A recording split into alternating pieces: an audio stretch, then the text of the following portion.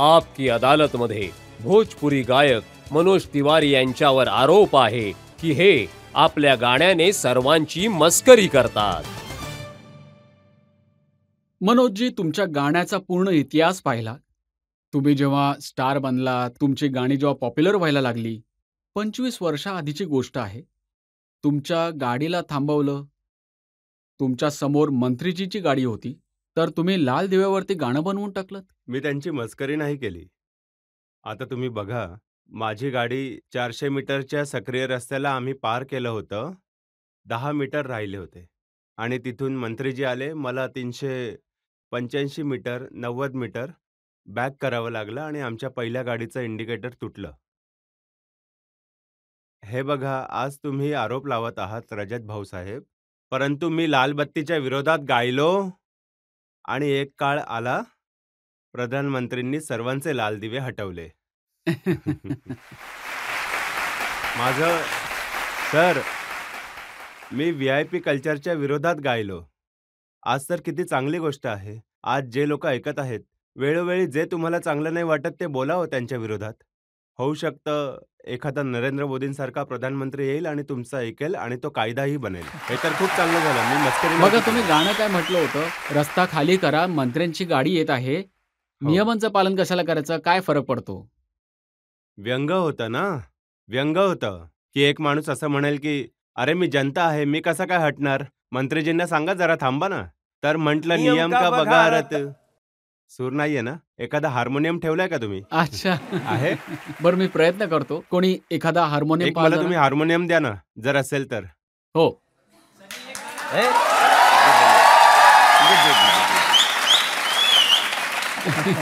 मी एक गाणं म्हटलं होतं सर. अरे नियम का बघार ताड़ा, रास्ता छोड़ मंत्री जी के गाड़ी आवता. सड़क खाली कर राजा के सवारी आवता.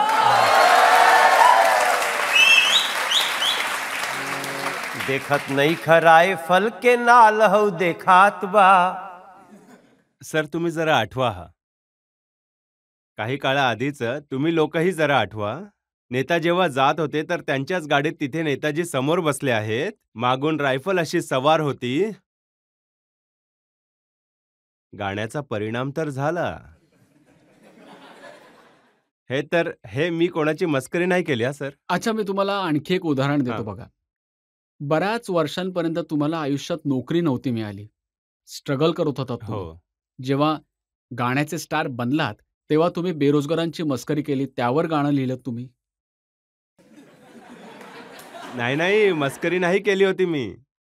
मी तर स्वतःचं दुःख सांगितलं होतं. हे बघा, माझं एक गाणं आहे. अरे असिए से के बिये,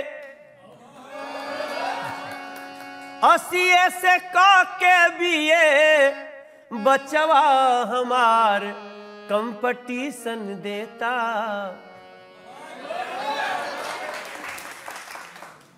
में लेके एडमिशन कंपटीशन देता. मी स्वतःचं दुःख ऐकवलं. मला एका मोठ्या काळापासून काम मिळत नव्हतं. काय करावं? तर घरून येत होतो तर बाबू काय करतोयस तू? तर मी म्हणत होतो कॉम्पिटिशन देतात ना. परंतु मनोजजी, तर काही लोकांना हे असं वाटलं. बेरोजगारी तर आजही आहे, तर मग आज तुम्ही हे गाणं नाही गाणार का? नाही. खूप चांगला प्रश्न आहे हा. खूप चांगला मुद्दा आहे. हा, नरेंद्र मोदीजी स्वतः म्हणतायत, मी स्वतः म्हणत आहे आपल्या लोकसभेमध्ये. मी दिल्लीच्या BJP अध्यक्षाच्या रूपाने हेच म्हणत होतो आणि एका कलाकाराच्या रूपातही सांगेन आणि माणसाच्या रूपातही. रोजगार सतत चालणारी प्रक्रिया आहे. परंतु आज तशी स्थिती नाही आहे जसं मी त्यावेळची गोष्ट करत आहे. परंतु मी हेही नाही म्हणत आहे की आज सर्वांना रोजगार मिळाला आहे.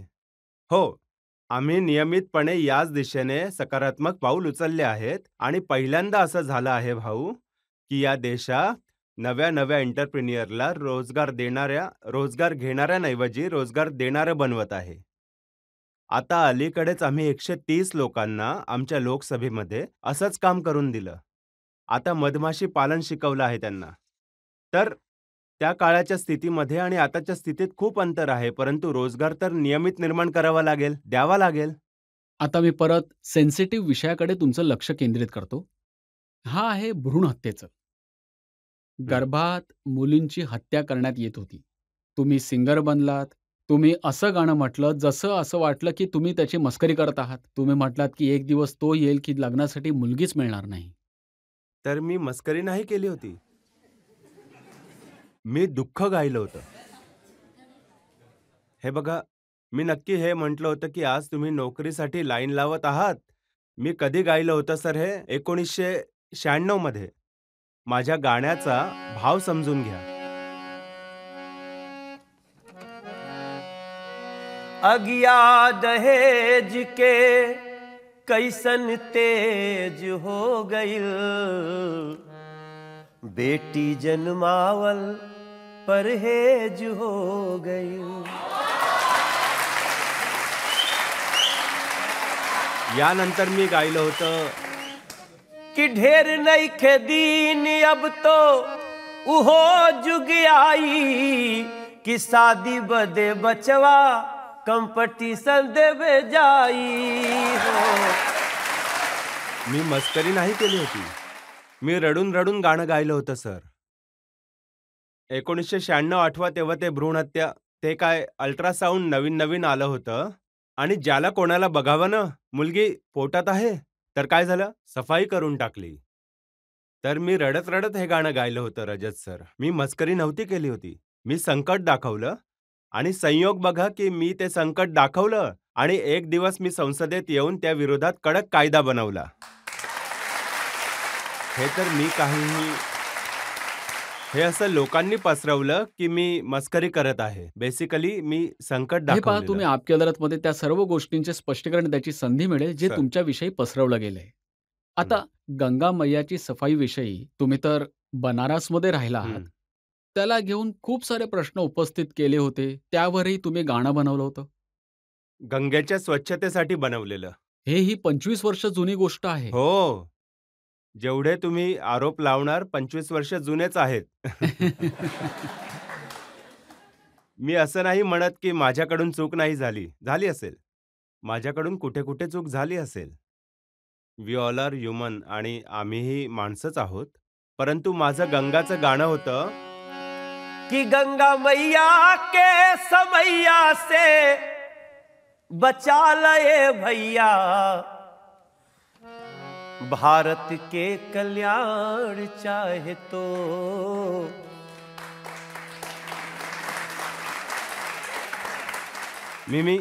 मी हे म्हटलं होतं कि की गंगोत्री से गंगा सागर परल बा भारी खतरा में, जीव जीव बा परेशान, संस्कृति बा बड़ी अफतरा में. संकटात कि गंगा नदी नहा संस्कृति हा सजा लए भैया, भारत के कल्याण चाहे तो, काशी के कल्याण चाहे तो, सनातन के कल्याण चाहे तो. मी यासाठी गायलं होतं. आम्ही तेव्हापासनं पाहत होतो की गंगाला काही लोक दूषित जाणून बुजून करत होते. तर मी म्हटलं होतं, सनातनचं कल्याण हवं तर गंगाला वाचवा आणि भारताचं कल्याण हवं तर काशीत राहत होतो म्हणून गायलं मी. मस्करी नाही केली सर. नाही. परंतु आता तुम्ही पार्लमेंट मेंबर बनला आहात. तुम्ही तर गंगा बघायला नाही सर, अहो हे बघा, मला बक्षीस द्या. मी 1998 मध्ये हे गाणं गायलं आणि मी हे बघा, मी आवाज उठवला आणि मोदीजींशी किती माझे विचार जुळतात.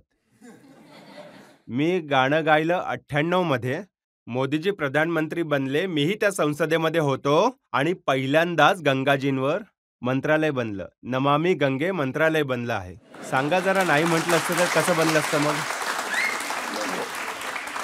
बघा, आता 17 पार्ट्या एकत्र आल्या आहेत नितीशजींच्या घरी आणि सर्व मिळून मोदीजींना हटवण्यासाठी तयारी करत आहेत.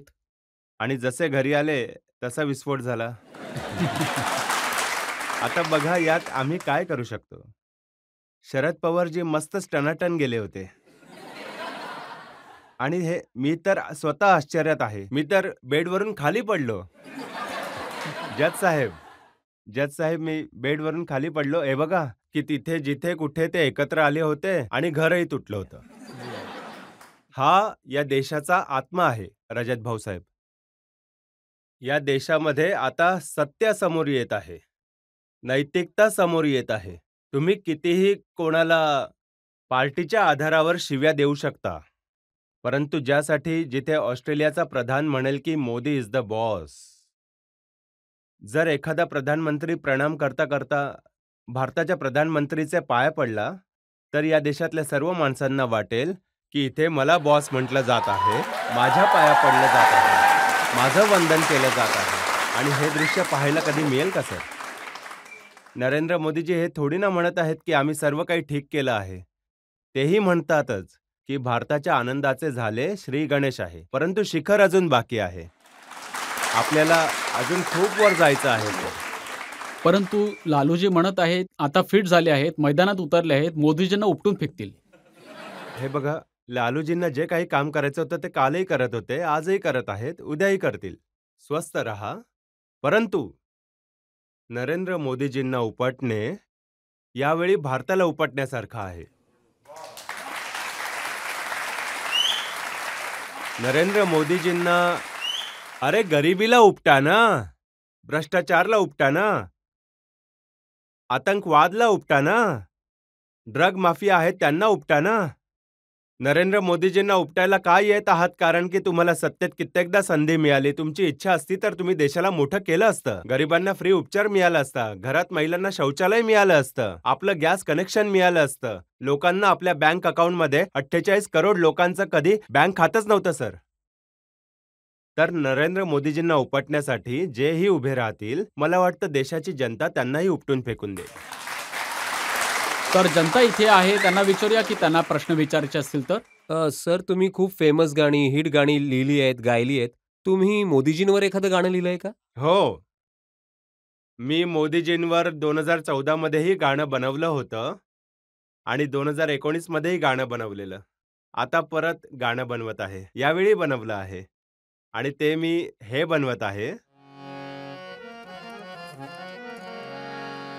कि 2024 की हो गई मुहूर्त है, 2024 की हो गई मुहूर्त है, 5 साल और हमें मोदी की जरूरत है, 5 साल और हमें मोदी की जरूरत. का?